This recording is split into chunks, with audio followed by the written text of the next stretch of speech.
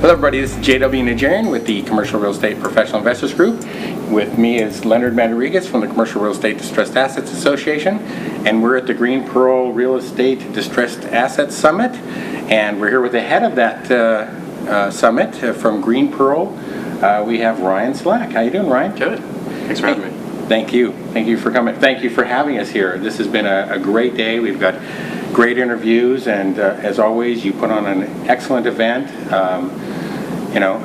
Top-notch, top speakers, top people. Everybody was, and your staff is incredible. And great mugs. And great mugs. Oh yeah, mugs. I promised I'd hold up the mug, even though I'm right-handed, and which is actually kind of cool because it says here, I spoke at the GreenPearl event, and all I got was this mug. But now I told him I'd be left-handed for the interview. Oh, there you go. Perfect. So, show the logo. Show the logo. So we'll do the logo thing. And no, you had quite a huge array of not only speakers, but people from, you got people from Bloomberg here. You have people from, asset management companies. You have, recovery, loan recovery. I don't believe there wasn't somebody here from just about every aspect of commercial real estate. Yeah, absolutely. That's absolutely important to us that we capture the entire industry, the spectrum of everyone that's involved, all the players. Everyone is a client to someone else. Right. In the end, it's capital that makes things work. But even most, I would say investors, developers, sponsors, they look to some organization, some source of capital, whether it's debt or equity, as their client base.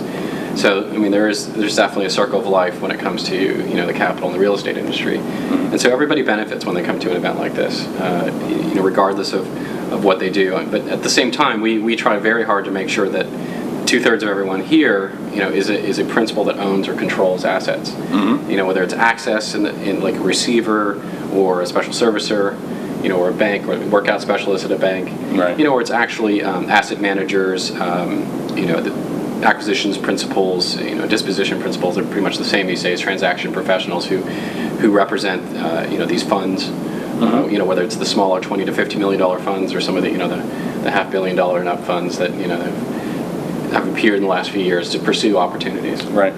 And, we once did a podcast together where I went over your whole past and everything as one CEO of Property Shark, and then you moved on and did some other things, and you should listen to that podcast if you want the whole thing, because I want to talk about this event mainly. But you have GreenPearl Events going on, and you're out of New York, correct? That's right. Where you do a lot of events out there. But so these events, just one in Los Angeles, one in Florida, Chicago, and one in Chicago. You do these twice a year, once a year? Currently, it's once a year. Okay. We're looking to expand the platform to twice a year.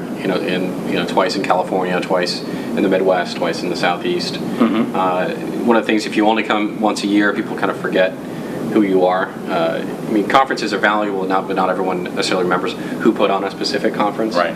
I've had people tell me that they've spoken at my conferences, but I've never met them before. It's a funny industry. It's not front and center in people's minds, but even though we create marketplaces of people, sort of brand loyalty in this industry is somewhat light in general.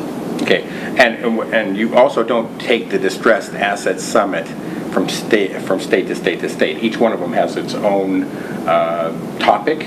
Well, absolutely. You have to keep the agendas fresh. Sure. They have to be, localized. You do that through, finding speakers that are relevant locally. Right. Bringing in national talent, so to speak, but making sure that at least 2/3 of the speaker representation are people that are respected locally. Right.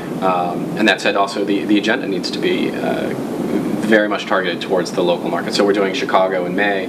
I'd say that at least 40% of the topics are targeted to that market exclusively. Right. Okay. And what is the topic for that? Do you recall? Well, we're calling it Beyond Distress. Okay. Essentially, it's the Uncola of of real estate conferences. Distressed real estate has gone as a topic has come around full circle. People are tired of it. And it's a lot of the answers to the questions that came up in 2009 have been answered. Right. Not always in the way that people wanted them to be answered. Right. And the market is now what I call trading. If you've ever done stock equities, you've got trending markets you've got trading markets, and trading markets, not the tide doesn't raise all boats or sink all boats. Things are moving in different directions. The market is bifurcating. And so what we're seeing is that in 2009, a distressed real estate conference made a lot of sense because the tide was going out, or had gone out, and everybody was stranded on the beach, and everyone was in the same boat. But now people are, things are moving in different directions. Multifamily is off the charts to the left. We just heard in our hospitality panel, that it's cratering for the most part. Office is still constipated in many markets where deals are not getting done. And retail's a mixed bag. It all depends on location. And so what we're seeing is I would say that the entire industry is a mixed bag at this point. There are fantastic opportunities to make money, and then there are areas that are just completely locked up, and there's really no solution. Okay, now you started GreenPearl Events. You're doing events. In this day and age, events are tough. There's a lot of events. Why is GreenPearl set apart from the competition? Well, I think it all goes back to the foundation with Property Shark, where when we started throwing events, we found that we were able to pull out a large group of principals, people who otherwise didn't think of themselves as in real estate because they were investors or owners of property, but they weren't, they weren't coming from the REITs and things like that. They didn't think of themselves as I'm in real estate. I have known 20 multifamily buildings or something, but they didn't, think of themselves as being in real estate, and so they were property managers for the most part.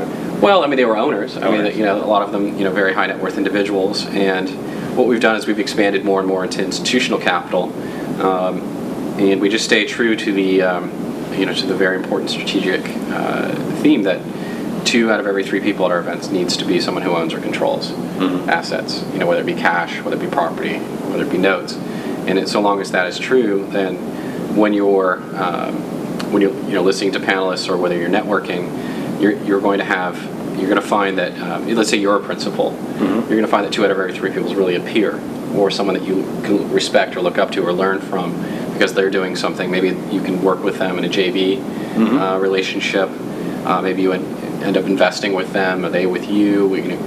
You don't know, but the important part is this is someone who can provide value to you. They're not looking just for your business to just suck something out of you.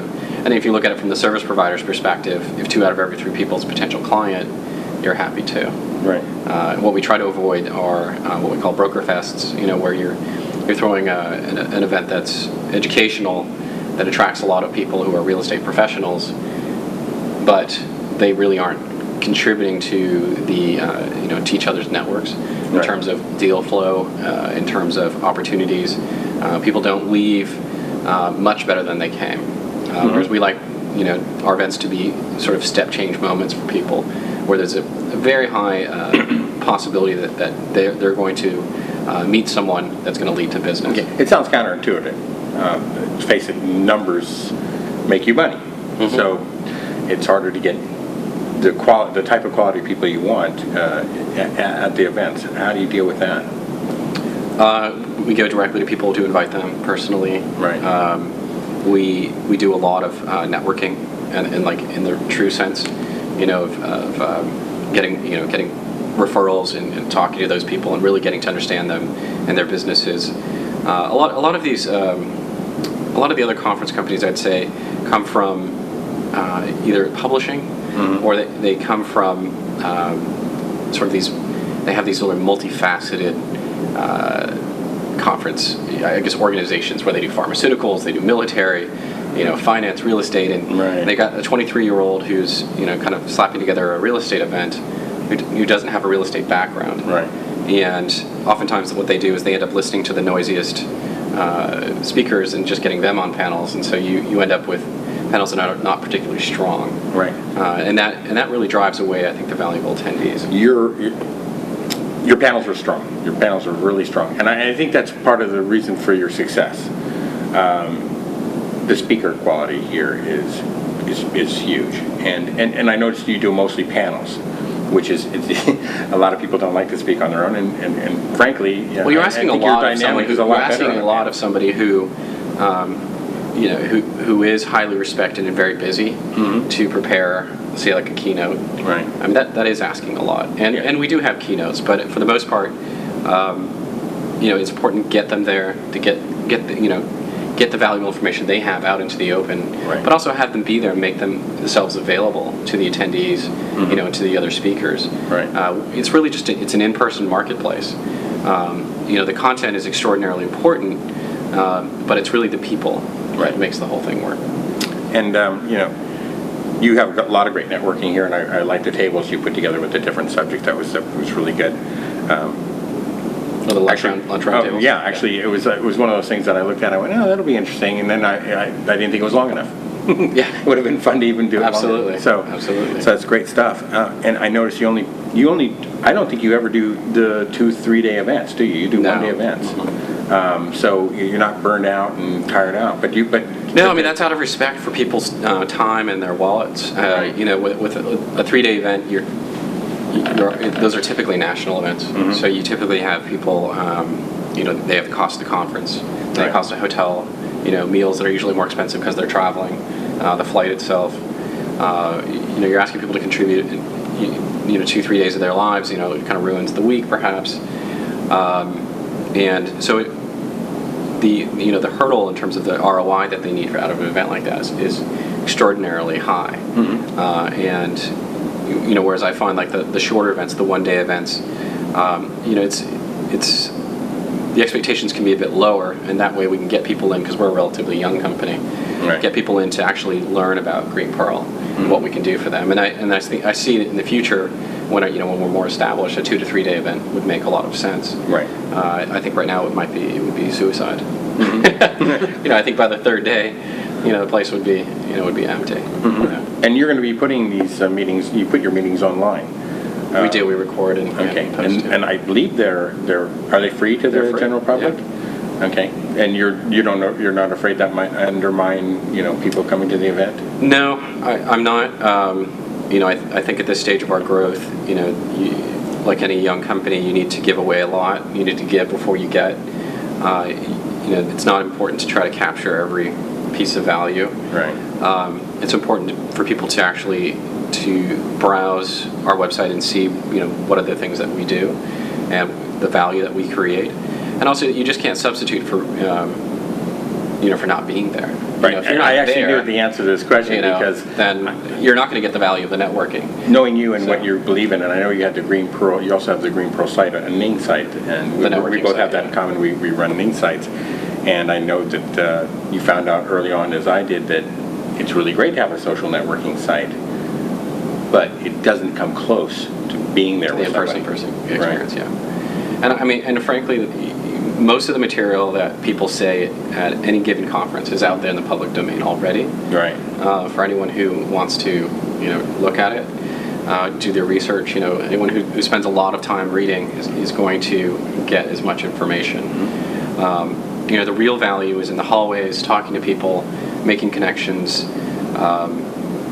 Like a common thing that I hear speakers say is like, I wasn't going to say this in front of the crowd, but and then you hear the real scoop, and that's what the beauty of a conference and why people do so many of them. I was just talking to, I think you said you interviewed Bob Klein earlier.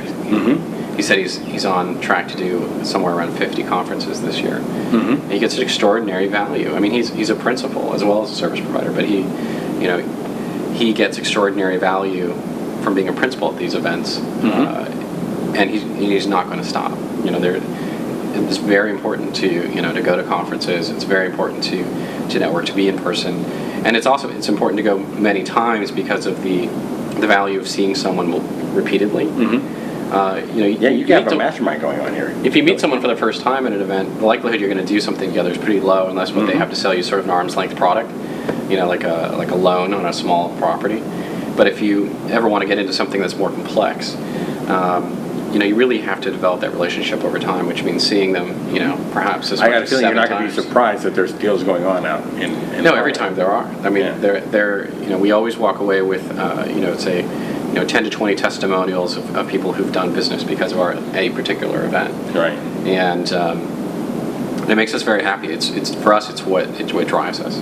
We want to see that our events result in deals getting done. It's like the Match.com. It says they made more marriages than any other online site. Right. As a conference company, you want to feel like you created more deals than any other conference company. That's sort of the metric that we would pride ourselves upon. It's very hard to track, of course.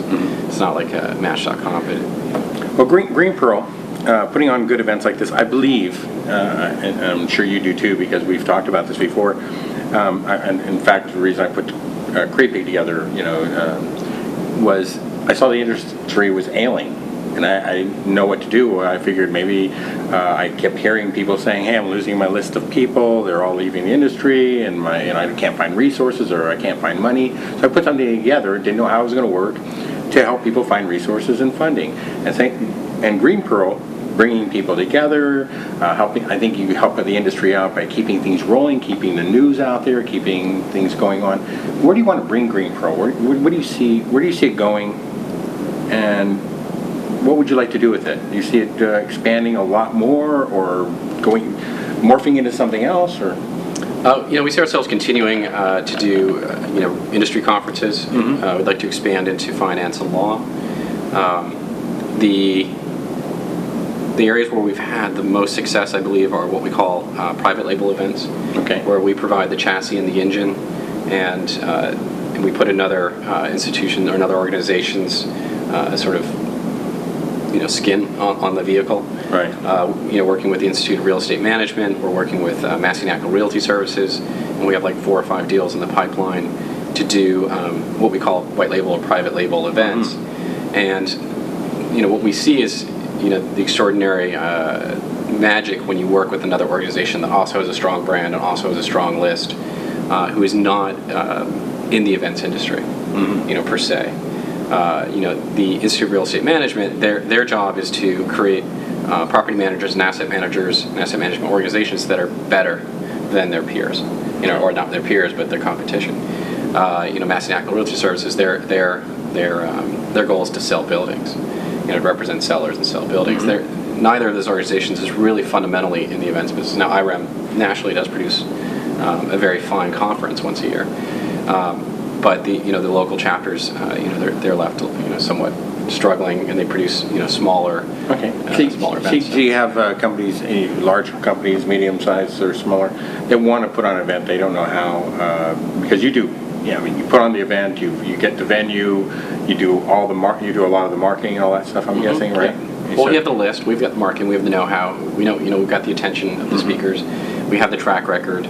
A good example would be the one that we're doing in New York with the Institute of Real Estate Management. They've done it 3 years in a row and never really broke 100 people. It was very vendor focused. We apply our special sauce, which is really focusing on where's the money, where are the assets, and we're going to have 450 people there. Right. For the 4th annual event. We've got just extraordinary speakers and attendees. We have attendees joining who really should be speakers. Right. It's that kind of an event in terms of the quality. And is this affordable for people? In other words, I know how hard it is to put on an event. I've done it before. It's tough, and learning the hard way is not a good thing. So are you pretty affordable when it comes down to, because first of all, you're going to give them a quality and successful event. Right. That's what you do. Are you going to cost them a lot of money though, or are you going to? It's not too bad. I mean, we're definitely on the lower end of the spectrum when it comes to full day conferences. When we look at our competition, we come up as less expensive. Okay. That's classic business tactic for a young company that was trying to get established. We want to make sure that people try us out. We don't want price to be the issue of why someone doesn't come to an event. Very good. And so what's your next one? Is Chicago, you said? Well, the actual next one is the one I just described, the IREM event in New York, followed by, we have Chicago in May, the Massey Natural Commercial Real Estate Investment Summit also in May, a Brooklyn event, so on. Right, and then you have Florida coming up? We just did Florida, so that'll come up in another 10 months again. Yeah. Okay. We do have, Chicago in May, and then our big New York event in September. Okay, super. That's great. Hey, I really appreciate you not only inviting us out today, but working with us. We got some great interviews, and I think it's fantastic that you made this available. I think it makes our speakers feel special. and it gives them an opportunity, to get to people through a different medium than they normally do. Yeah, in fact, I want to ask you about that. I noticed that you were taping the event so that you can put it online later. Were you ever going to film any of the events? We do from time to time. Okay. What we found is that the audio files are much more popular. They are. We were just talking, in fact, in my social media deal, since we facilitated one of the tables, the big thing was, a minute 20 video, very good. Right. 40-minute podcast works. Right. 40-minute video, forget it. For me, nobody's going to watch a 40-minute video. No, and it's exhausting. You don't need to see the people. Right. The big thing is just a bunch of you put talking on heads. you have a quality stage. You have a quality venue, quality stage. Everything looks good. So we take photographs. you take photographs. Well, we did. So we put photographs online so people can see what it's like. It's definitely try before you buy kind of a situation. We want people to feel confident that when they come to a GreenPearl event, that they're going to get real value. Okay. And so, where can we get a hold of you, or how can people get a hold of you? Ryan at GreenPearlEvents.com, or my phone number is 646-862-9389. And he does answer his own phone From time to time. from time to time. I do scream now. Okay, that's the last time you answer my call. Ryan, thank you so much. you. Really appreciate it. It was great having you. Thanks.